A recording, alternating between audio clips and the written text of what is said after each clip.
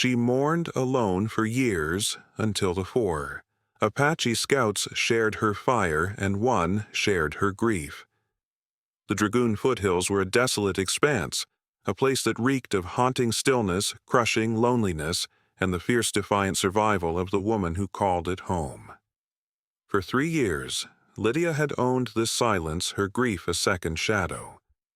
She swung the axe with relentless mechanical force, each strike a blow against the memories that threatened to swallow her whole. This was more than chopping wood.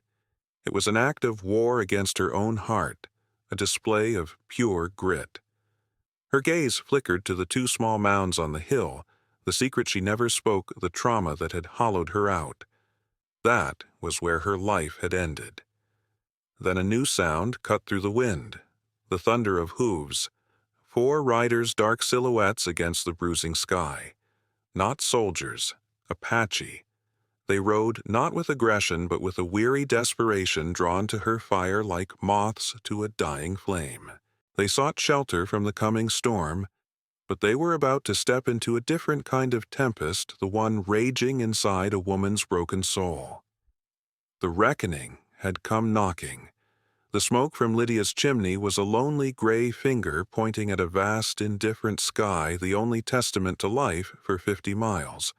For 3 years, since the fever, since the digging, this homestead had been her world. A world walled in by haunting stillness, crushing loneliness, and the fierce, defiant survival she mistook for living. The air was heat shimmer and dust. The silence was a presence heavy and absolute, broken only by the rhythmic violence of her axe. Thunk. The blade bit deep into the dry pine. Thunk. Another log split, the scent of sap a ghost of perfume in the arid air. Her movements were a relentless mechanical poetry, each swing a metronome counting out the days since her world had gone silent. This was more than labor. It was a ritual. It was the only prayer she had left, an act of war waged against the stillness of her own heart. With every blow she held the memories at bay. With every splinter that flew, she fought to feel nothing at all. But her eyes, they were traitors. They flickered against her will to the low hill overlooking the cabin. 2 small mounds of earth marked by river stones. A man's grave. And one much smaller. The secret she never spoke. The trauma that had carved her out from the inside, leaving a hollow breathing shell. That was where her life had ended. This was merely the epilogue. The wind changed first. The low, dry whisper that had been her only companion turned into a fretful, rising moan. The sky, a brilliant, merciless blue, only an hour before began to bruise at the edges, darkening to a violent purple. A storm was coming. A real one. The kind that tore the sky open and tried to wash the world away. Lydia felt the familiar prickle of anxiety gathering her chopped wood, securing the latch on the chicken coop. The land was preparing for a siege. Then a new sound. It was not the wind. It was not the coming rain. It was a sound so alien to her silent world that her heart seized in her chest. The rhythmic, percussive thunder of hooves growing closer. She moved without thinking, her body a well-drilled soldier. The axe was dropped. The heavy rifle lifted from its pegs by the door. She checked the load, her knuckles white on the stock. She was a ghost in a ghost town of her own making, and she would not suffer intruders. The horses stopped just beyond her fence line. A moment of suffocating silence, then a knock on her door. It wasn't aggressive. It was firm, weary. She pressed her eye to a crack in the weathered wood. 4 men. Their outlines were imposing, their long hair and leather clothing soaked by the first fat drops of rain. Apache. Her breath caught. She yanked the door open just enough to level the rifle through the gap, the metal barrel a cold, final word. "Keep riding," she rasped, her voice a rough, unused thing. The man at the front did not flinch. He was tall, his face a mask of exhaustion, rainwater tracing the hard lines of his cheekbones. His eyes, dark and deep, met hers. They held no malice, only a profound, bottomless weariness she recognized in her own soul. He raised a hand, palm open, a universal sign of peace. "Storm," he said, his English broken but clear. He pointed a wet finger at the churning black sky. "Big water, big fire. This ain't a sanctuary." Lydia bit back the rifle, unwavering. "No," he agreed, his gaze steady. "Is shelter." He paused, his eyes sweeping over her small fortified homestead, then meeting hers again. "Just shelter. Sun comes, we go." Another man behind him shifted, and Lydia's rifle barrel twitched toward him instantly. The leader spoke a sharp, guttural word in their tongue, and the other man stilled. The leader's attention returned to her, his patience as vast and stark as the landscape. Lydia's mind raced. To refuse meant a potential fight here now. To accept meant letting the wild, unpredictable world she had fought so hard to keep out right into the heart of her home. The sky ripped open, then a flash of lightning illuminating his face, and in that split second, she saw it clearly. The same grief she saw in the mirror every morning. A reckoning had come knocking. With a guttural curse of her own, she pulled the door open wider, gesturing them in with the rifle. It was not a welcome. It was a ceasefire. "One move," she warned, her voice low and trembling with a fragile, dangerous power. "And this storm will be the last thing you ever see." The inside of the cabin was an island in a roaring sea. Rain lashed against the single window like thrown gravel, and the wind howled a grief-stricken song around the eaves. For Lydia, the storm outside was a pale echo of the one she had just let through her door. They were ghosts in her home. 4 of them.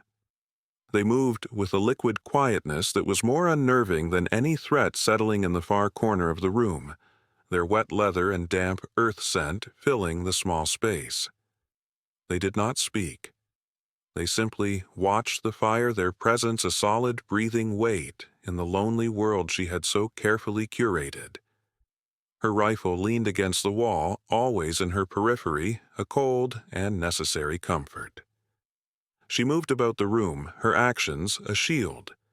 She added a log to the hearth, the flames leaping up, casting their dancing shadows across the cabin's spare, clean surfaces. Everything had its place.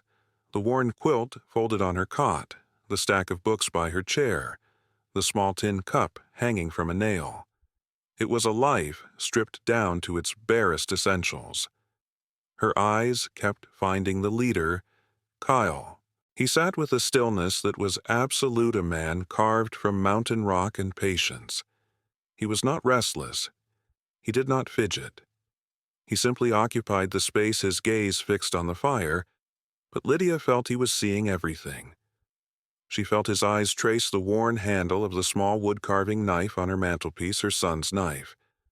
She felt him notice the single smaller chair tucked away in the shadows, its seat unworn by time.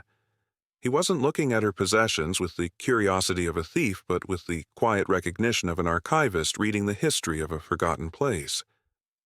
It made her skin crawl, this silent knowing. He was reading the pages of her life she had tried so hard to burn. The hours bled by, measured in the fury of the storm. Hunger, a simple and primitive need, finally broke the spell. It was an instinct she could not ignore, a rhythm of the body that persisted even when the soul wished to wither. She moved to the hearth, pulling down the heavy iron pot. Her hands worked automatically, chopping salted pork and dried vegetables, her mind a blessedly silent void. But as she added water, she paused. She measured out enough for one, her usual portion. Then she stopped. Her jaw tightened. She looked at the 4 silent figures, at the rain that showed no sign of stopping, at the profound weariness in their posture. With a sigh that felt like a betrayal of her own sorrow, she added more water, more pork, more vegetables, until the pot was nearly full. It was a foolish, dangerous act of hospitality, a crack in the fortress she had built around herself. When the stew was ready, its thick, savory scent a forgotten comfort in the cabin, she did not speak. She ladled it into 5 tin bowls. She placed one for herself on the small table and set the other four on the floor near the fire. She sat and began to eat her back to them. She heard a soft murmur in their native tongue, the scrape of tin on the floorboards as the bowls were accepted. The silence that followed was different. It was the quiet of shared sustenance, a truce declared over a humble meal. The fire crackled, a warm and living heart in the center of the room. The storm began to soften its assault, the wind's shriek lessening to a low, mournful sigh. As the last of the stew was eaten, one of the younger scouts, a boy with restless eyes, reached into his pouch. He pulled out a small, crudely carved wooden flute. He glanced at Kyle, who gave a single, almost imperceptible nod. The boy raised the flute to his lips. A note emerged, then another. A simple melody, clear and haunting. It was not a war song, nor a chant. It was a lament, a tune filled with the sorrow of wide-open spaces and setting suns. It wove itself into the sound of the dying rain, a thread of profound human sadness. Lydia froze her spoon halfway to her lips. That song. It was not the same, not exactly, but the spaces between the notes, the deep, soulful ache of it. It was the melody of her husband's fiddle. The lullaby he had composed for their son played softly in the evenings as the boy drifted to sleep. A song she had not heard in 3 years. A song she thought she had buried on the hill. The music sliced through her. It bypassed the walls, the silence, the years of practiced numbness, and struck the raw weeping wound at the very center of her soul. Her hand began to tremble, the spoon falling from her grasp with a deafening clatter onto the wooden floor. She stared into the fire, but she did not see the flames. She saw a small, laughing face. She saw a pair of loving eyes.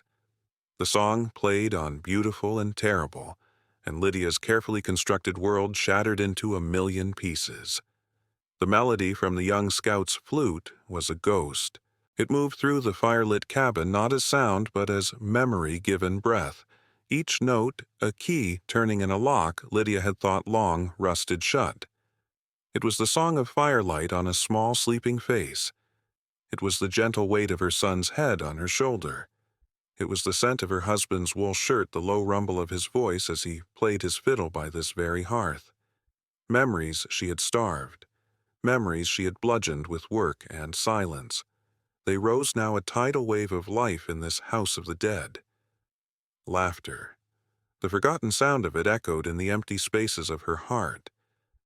The tin spoon slipped from her numb fingers, clattering against the rough-hewn floorboards with a sound that was a gunshot in the stillness. Her breath hitched. A tremor started in her hands, a violent, uncontrollable quake that spread through her entire body. The fortress built over 3 years of relentless solitary grief was crumbling. And then it fell. A sob tore from her throat, a raw, ragged sound ripped from the deepest part of her. It was the sound of a dam breaking. 3 years of unshed tears, of unspoken pain, of a silence so profound it had become a physical weight erupted from her. She curled in on herself, her forehead pressed to her knees, her shoulders shaking with the force of a grief finally terribly unleashed. This was not a gentle weeping. It was a storm of the soul, as wild and raw as the tempest still raging outside. It was the howl of a she-wolf who had lost her pack. It was the shattering of a woman who had held herself together with nothing but splinters and dust. Through the blur of her tears, she was vaguely aware of movement, a shifting in the corner. She expected scorn, perhaps fear, or the cold contempt of men witnessing a woman's weakness. 3 of the scouts, she noticed in a fleeting, shame-filled glance, had turned their backs, their silhouettes rigid. It was not an act of dismissal. It was an act of profound, unexpected respect, granting her the privacy to drown in her own sorrow. But the 4th, the leader, did not move. Cale remained by the fire, a silent, unmoving sentinel. He did not look away. Lydia felt his gaze on her, and it was not pitying or intrusive. It was simply present. a steady, unwavering anchor in the maelstrom. The deluge of tears eventually slowed, leaving behind a series of shuddering, gasping breaths that racked her frame. The cabin was filled with a new kind of silence now, one that was raw and exposed, ringing with the echo of her breakdown. She heard the soft scrape of leather on wood. Cale had moved. He knelt on the floor a few feet from her, a dark, solid shape in the flickering firelight. He did not speak. He did not reach for her. He simply waited his patience, a tangible thing, a quiet offering in the aftermath of her pain. The silence stretched, and Lydia felt a desperate, ragged need to fill it to explain the wreckage of herself. "The song," she whispered, her voice a shredded ruin. It was the first time she had spoken in over an hour. "My husband. He played that song." She finally dared to look up, meeting his eyes through the veil of her tears. They were dark pools of understanding. There was no judgment there. Her story, the one she had held inside until it had nearly poisoned her, began to spill out broken and halting. "They're gone," she breathed the words themselves, a fresh wound. "The fever. It came so fast. It took them. Both of them." She gestured weakly with a trembling hand toward the window, toward the hill she could no longer see in the dark. "Up there, on the hill. I had to." The words caught in her throat, choked by the horror of the memory. She forced them out, a final terrible confession. "I buried them myself." The words hung in the air between them, stark and horrifying. The ultimate testament to her isolation. She had not only lost her world, she had been forced to be its gravedigger. She braced herself for his recoil, for the pity that would feel like acid on her raw nerves. Cale did not recoil. He did not speak. He simply held her gaze, and in the depths of his dark, quiet eyes, Lydia saw not the reflection of her own brokenness, but the echo of a sorrow that was just as deep, just as profound as her own. His silence was not empty. It was an answer. The confession hung in the air, a fragile, wounded thing. Lydia felt scoured out, an empty vessel laid bare under the steady, unwavering gaze of the Apache leader. The firelight danced across his face, revealing nothing but a profound, unnerving stillness. She expected him to rise, to turn away, to leave her in the cold ashes of her shame. A white woman's tears were not his concern. Her ghosts were not his to carry. He did not move. For a long minute the only sounds were the sighing of the dying storm and the soft crackle of the embers. His silence was not empty. It was a space she could finally breathe in. It was not pity. It was something deeper. It was recognition. Then, with a movement that was slow and deliberate, a ritual in itself, Cale's hand went to the small, worn leather pouch that hung from a sinew cord around his neck. Lydia watched, her breath held captive in her lungs as his fingers worked the intricate knot. He drew the pouch's contents into his palm, shielding them for a moment, as if gathering the courage to bring them into the light. He opened his hand. It was not a weapon. It was not medicine. It was a soul offered up in the firelight. Laying in his calloused palm was a simple string of sinew. Tied to it were two small sacred things. One was a single, intricately braided lock of a woman's hair, black and shimmering like a raven's wing. The other was a child's milk tooth, impossibly small and white, worn smooth by time and touch. Lydia stared at the offering, her own ragged breathing stopping entirely. These were not mere objects. They were the last tangible pieces of a life. Of two lives. Kyle's voice, when he finally spoke, was a low rumble of thunder from a distant, wounded sky. It was rougher than before, thick with a grief he had carried with the same stoicism as she. He touched the lock of hair with his thumb. "My wife," he said. The words were stones dropped into a deep well. Her name was Morning Dove. His thumb brushed against the tiny tooth. "My daughter, Little Fawn." A ghost of a smile so full of pain it was a grimace touched his lips. She had a laugh like the sound of water running over stones. He looked from the relics in his hand to Lydia's tear-streaked face. The coughing sickness. He said, his voice flat with the memory of it. From the fort. They gave us blankets for the cold winter. He paused, a bitter irony hardening his gaze. A gift of fire that burns you from the inside out. He did not need to describe the details. Lydia could see them as if they were her own memories. She saw a small girl's hand, hot with fever, clinging to his. She saw a woman's spirit once as bright as a soaring bird, fading in a haze of sickness. She saw him, this mountain of a man, rendered utterly helpless by an enemy he could not fight, a poison he could not see. Her spirit flew, he whispered, his eyes looking through the cabin walls into the past. On the cold wind, his daughter followed a week later. She did not want her mother to walk that path alone. His story was finished. A quiet, factual account of his own personal apocalypse. He had not offered it as a comparison or to diminish her pain. He had laid his wound next to hers. In that moment, the world shifted. He was no longer an Apache. She was no longer a white woman. The cabin, the storm, the years of hate and fear that defined their worlds, it all dissolved. They were two shores of the same empty river. They were a father and a mother, a husband and a wife, their hearts hollowed out by the same cruel sculptor. Her trembling hand, seemingly of its own accord, reached out. It was not a gesture of pity, but of pilgrimage. Her fingers, those of a grieving mother, gently, reverently brushed against the lock of Mourning Dove's hair. It was a touch of pure, unadulterated empathy.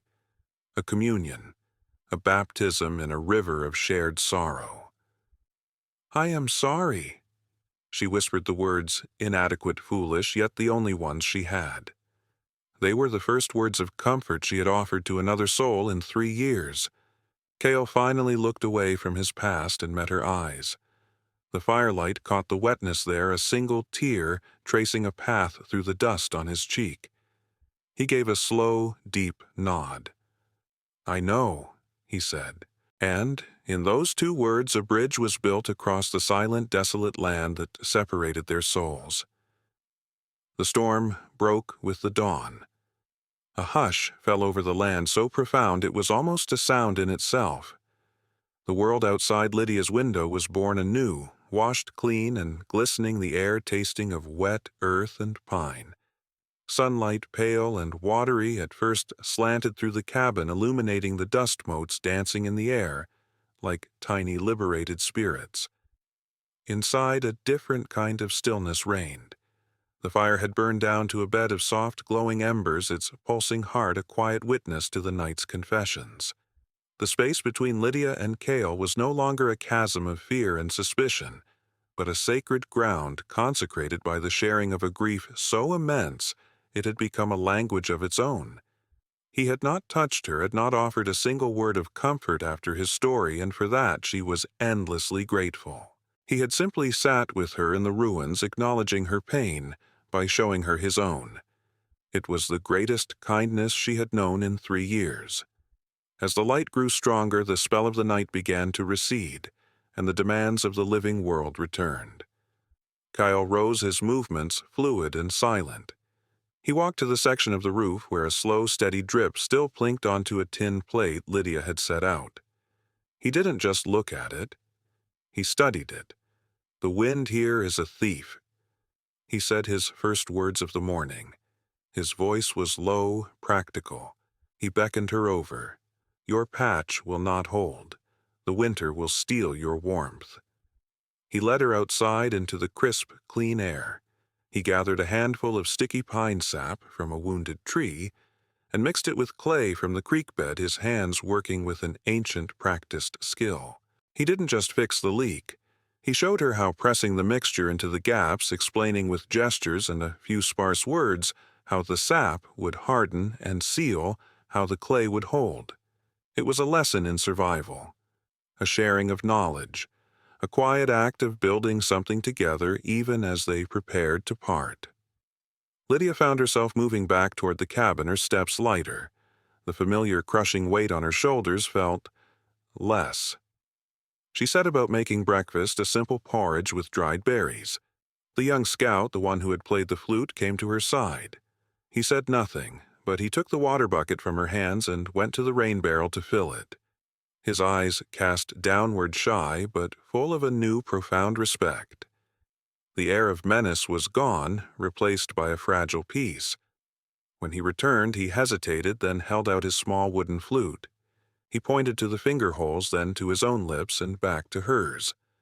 He was offering her a note, a single sound. Tentatively, Lydia took the instrument. It was warm from his hands. She put it to her lips, blew softly, and a breathy, imperfect note trembled in the quiet of the cabin. The young scout smiled a quick, brilliant flash of a smile before retreating to his corner. It was a gift, a promise that music could exist in her world again. The time to leave arrived as the sun climbed higher, burning the last of the mist from the valleys. The scouts gathered their meager belongings with the quiet efficiency of men long accustomed to the trail. Lydia wrapped what was left of the stew and some dried jerky in a piece of clean cloth, a parcel far more generous than what she would have offered a day ago. They stood at the open door, the four men ready to melt back into the wilderness, Lydia ready to be left to her silence once more. But it was a different silence that awaited her now. Cale turned to her, and the world seemed to narrow to the space between them. He reached for the sinew cord around his neck, his hands moving with the same reverence as they had in the dark. He untied the smooth, dark river stone, leaving the tooth and the lock of hair in their place. He held the stone out to her. It was cool and solid, its surface polished by 1,000 years of current and turmoil. In the tongue of my people, he said, his voice soft, the river is the flow of life. It weathers great storms. It carries loss to the great sea. This stone, it has sat in that current. The water has shaped it, but the water did not break it. He gently took her hand and placed the stone in her palm, closing her fingers around it. Its coolness was a shock against her warm skin. It has learned to endure. Its strength is old. Now it is yours. Lydia looked down at the stone, then back up at his face, at the deep, quiet sorrow in his eyes that no longer felt like a threat, but like a home she had briefly visited. Words felt small and useless. How? She began, her voice a whisper. How can I thank you? A long moment passed. Cale's gaze drifted for a second to the two graves on the hill, then back to her. A flicker of understanding of shared duty to the dead and the living passed between them. You live, he said, his voice firm, a gentle command. You let the sun warm your face again. You let the music play. That is the only thanks my spirits would ask for. He held her gaze for one last heartbeat. It was a look that promised nothing and conveyed everything. Then, with a slow, solemn nod, he turned, swung himself onto his horse, and led his men away. He did not look back. To look back would be to tether himself to a place he could not stay, and to wound her with a hope he could not fulfill. Lydia stood in the doorway, the cool stone a solid weight in her hand, watching, until they were nothing more than specks against the vast blue canvas of the sky. The warmth of the morning sun fell on her face, and for the first time in 3 years, she did not turn away from it. Lydia stood in the doorway long after the riders had become one with the horizon, the cool weight of the river stone a solid presence in her palm. The silence that rushed back to fill the void was not the same beast she had wrestled with for 3 years. The old silence had been the sound of an ending. This new silence was the sound of a held breath. It was the quiet of anticipation. She walked out into the washed, clean morning, the sunlight a tentative, gentle hand on her face. The world, her small, fortified world, looked the same, yet everything had changed. The colors seemed sharper, the air richer. The work was still there, a litany of chores that had once been her shield against thought. But as she mended the fence broken by the storm's fury, her hands did not move with the frantic energy of distraction. They moved with purpose. She was not just repairing a fence, she was mending a home that had known life again, however briefly. She found herself humming a low, tuneless sound. It startled her. Music had been a language of the past, a ghost she had banished. Now the memory of the young scout's flute returned not as a source of pain, but as a quiet, hopeful echo. When a familiar wave of sorrow for her son washed over her, she clutched the stone in her pocket. It did not erase the ache, but it reminded her that she was not alone in it. Cale's face, etched with a grief that mirrored her own, swam in her mind's eye. The memory was not a wound, but a balm. As evening cast long, gentle shadows across the valley, she knew there was one last conversation she had to have. She walked up the hill, the path familiar, her steps lighter than they had been in years. She sat on the grass between the two mounds, the dying sun warming her back. "Jacob," she began, her voice a soft whisper against the vastness. "I had visitors. Good men. Their leader. He carried a loss like ours, my love." She paused, the words both difficult and necessary. "He showed me that the world did not end on the day I lost you. He made me see. There is still sunlight, still warmth." She looked down at her hands. Is it a betrayal to feel it again? To want to feel it? The wind stirred the long grass, a soft, sighing answer. "He is a good man, Jacob. I think you would have seen the truth in his eyes." She then turned her attention to the smaller mound, her heart aching with a familiar, tender love. "Oh, Sammy," she said, her voice soft and clear. "My sweet, brave boy. A man played a song on a flute, and it sounded so much like your papa's fiddle. For a moment I thought you might both come running home." A single tear traced a path through the dust on her cheek. "I will always be your mother. But my heart, it has to learn to make room for new songs. It has to learn to live again. I hope you can forgive me for that." This was her declaration, not of forgetting, but of moving forward, a plea for a blessing from the ghosts she loved so dearly.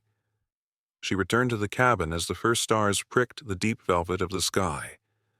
The next morning she took the small dark seed she had found on the floor and walked to her garden. With a strange sense of ceremony, she cleared a small patch of earth and planted it. She did not know what it would become, a flower, a shrub, a tree. It was an act of faith in an unknown future, an act of planting a piece of his world in the heart of hers. Days turned into weeks. The homestead was still quiet, but it was a living quiet. Lydia worked, she read. She sometimes even tried to coax a note from an old penny whistle she found packed away in a chest. The river stone was her constant companion. One evening, as the sun set, she stood on the hill once more. She was not looking down at the graves. She was looking east toward the distant mountains, toward the horizon that had swallowed him.